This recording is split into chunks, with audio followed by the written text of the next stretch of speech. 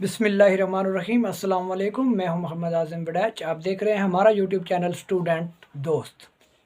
जैसा कि आप जानते हैं कि हम टेंसेस पढ़ा रहे हैं, टेंसेस पर तफसीलन बात कर रहे हैं। जैसा कि आप ये भी जानते हैं कि टेंस को समझने के लिए पर्सन का जानना ज़रूरी है। जब तक जिस वक्त भी आप टेंसेस को सीखना चाहते हैं क्लियरली अच्छे तरीके से, तो आपको पर्सन के बारे में जानना ज़रूरी होता है। तो हमने पर्सन पर वीडियो बनाई थी। आज अगर हम पहुँचे हैं, आगे हमारे पास आ रहे हैं प्रेजेंट, हम परफेक्ट कंटिन्यूस के फ़िक्रे पढ़ाना चाहते हैं। तो प्रेजेंट परफेक्ट कंटिन्यूस हो, पास्ट परफेक्ट कंटिन्यूस टेंस हो, या फिर फ्यूचर परफेक्ट कंटिन्यूस टेंस हो, तो उसमें सिंस और फार का इस्तेमाल होता है, सिंस फार का यूज़ होता है। तो हमने देखा कि सिंस फार में बहुत ज़्यादा स्टूडेंट कन्फ्यूज़न का शिकार हो जाते हैं। सिंस और फार का इस्तेमाल जैसा कि आज तक आप पढ़ते भी रही हैं, उनके बारे में आपने सर्चेस भी की होंगी, उस्तादा से भी सुना होगा, उस्तादा कराम ने आपको बताया भी होगा। लेकिन मैं इंशाल्लाह आज आपको तफसीलन सिंस और फार पर बात करूंगा। सिंस और फार का इस्तेमाल बताऊंगा कि सिंस किसके साथ इस्तेमाल होता है और फार किसके साथ इस्तेमाल होता है। मैं बताना चाहूँगा कि सिंस हम परफेक्ट कंटिन्यूस टेंस का जितना भी जो भी कोई भी फ़िक्रा होगा, हम सिंस किसके साथ इस्तेमाल करते हैं। सिंस हम पॉइंट ऑफ टाइम के साथ इस्तेमाल करते हैं।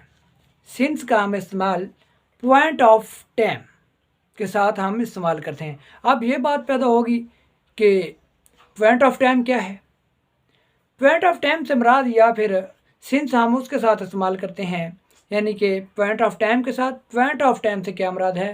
पॉइंट ऑफ टाइम से मुराद कि जो भी काम किसी मखसूस नुक्ता से शुरू हुआ हो, यानी कि पॉइंट ऑफ टाइम से मुराद जो भी कोई काम मखसूस नुक्ता से शुरू हुआ हो और वो जारी हो, वो या फिर वो जारी रहा हो, या जारी रह चुका हो, या अब तक जारी हो, तो वो है पॉइंट ऑफ टाइम।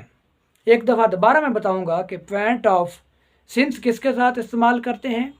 सिंस मैं इधर लिख भी देता हूं कि सिंस हम किसके साथ इस्तेमाल करते हैं, और फॉर। सिंस का इस्तेमाल मैं बता रहा हूं कि सिंस का हम इस्तेमाल करेंगे पॉइंट ऑफ टाइम से के साथ। पॉइंट ऑफ टाइम जिस फिक्रे में हो उसके साथ हम सिंस इस्तेमाल करेंगे। अब ये बात पैदा होगी कि पॉइंट ऑफ टाइम क्या है, यानी कि जो भी नुक्ता किसी मखसूस नुक्ते से काम शुरू हुआ, कोई मखसूस नुक्ता हो जिसके अंदर मखसूस नुक्ता से काम शुरू हुआ हो और अब तक जारी हो या जारी रहा हो, उसके साथ हम सिंस का इस्तेमाल करते हैं। जैसा कि मिसाल के तौर पर हम देखते हैं, सुबह, शाम, दोपहर, रात, सपहर। किसी डे का नाम आ जाता है, यानी कि अगर हम कह दें कि वो मंगल का नाम आ जाता है, बुध का आ जाता है, सोमवार का आ जाता है, हफ्ते का आ जाता है, उसके साथ, या फिर किसी महीने का या किसी मंथ का नेम आ जाता है, यानी कि वो कह देता है कि अप्रैल से, फरवरी से, सुबह शाम से, जिसमें सदी का ज़हार हो, सदी हो, यानी कि वो कह देता है कि 1995 से 1995 से काम वो कर रहा है, 1947 से यानी कि 1947 से वो काम कर रहा है, तो फिर हम उसके साथ सिंस का इस्तेमाल करेंगे।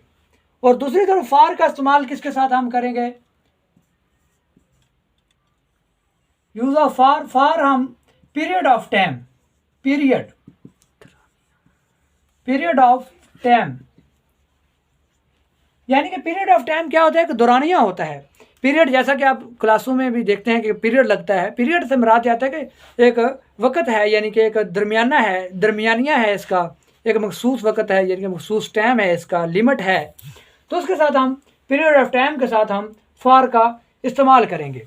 जैसा कि अगर वो कहता है कि 2 दिन से वो काम कर रहा है, 2 साल से काम कर रहा है, 2 घंटे से काम कर रहा है, 4 घंटे से काम कर रहा है।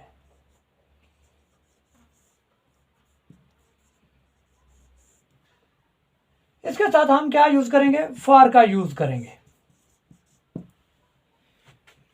मैं दोबारा बता देता हूं कि सिंस और फॉर के साथ हम किसके साथ इस्तेमाल करते हैं, और आखिर में एक अहम टिप भी इसके बारे में बताऊंगा कि जो हमारा अपना एक्सपीरियंस है, हमने इसको आजमाया है, देखा है कि सिंस किसके साथ इस्तेमाल करते हैं? पॉइंट ऑफ टाइम से। पॉइंट ऑफ टाइम से मुराद क्या है?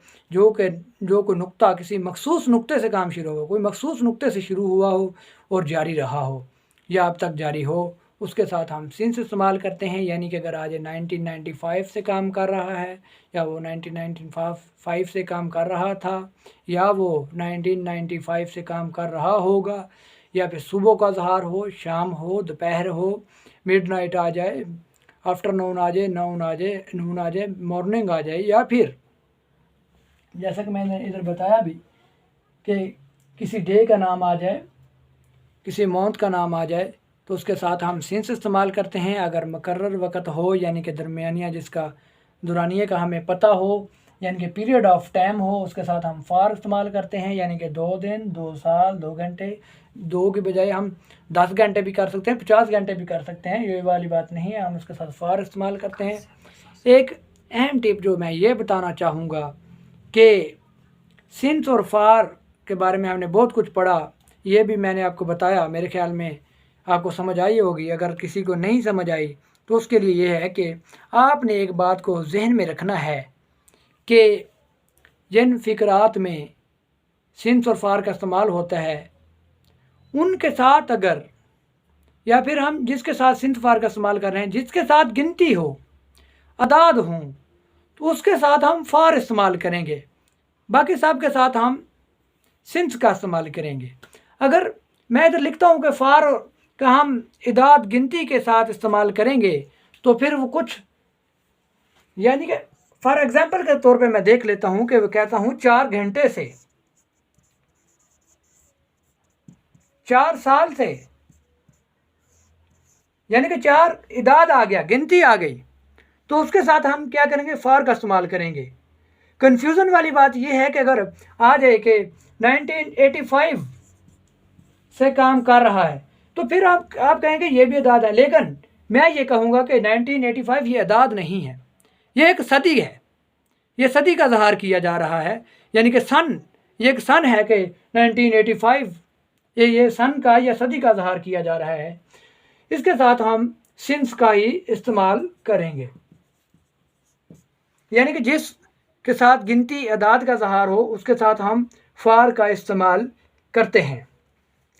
एक और भी कन्फ्यूज़न इसके अंदर पैदा हो सकती है कि मैंने बताया कि अदाद हूँ, अगर 4 घंटे या 2 घंटे की बात हो चुकी है कि 2 घंटे से, 2 साल से, अगर इसके साथ वो कह दे कि वो 2 बजे से,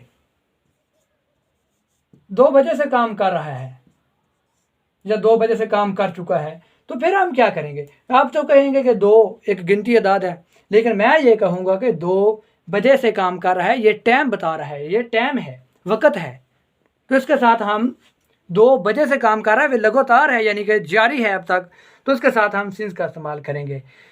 फॉर हम किसके साथ इस्तेमाल करेंगे? अदाद जिसके शुरू में अदाद या गिनती हो, तो उसके साथ हम फॉर इस्तेमाल करेंगे, और बाकी सब के साथ हम सिंस का इस्तेमाल करेंगे। मेरे ख्याल में आप समझ चुके होंगे, सिंस और फॉर का डिफरेंस आप जान चुके होंगे, समझ चुके होंगे। अगर किसी को समझ ना आए तो हमें कमेंट सेक्शन में बता सकता है, और हमारा फेसबुक ग्रुप, फेसबुक पेज जो स्टूडेंट दोस्त है, उसे ज्वाइन करके हमें हमारे से मैसेंजर पर रब्ता कर सकता है। ओके, गुड बाय, मिलते हैं अगली वीडियो में।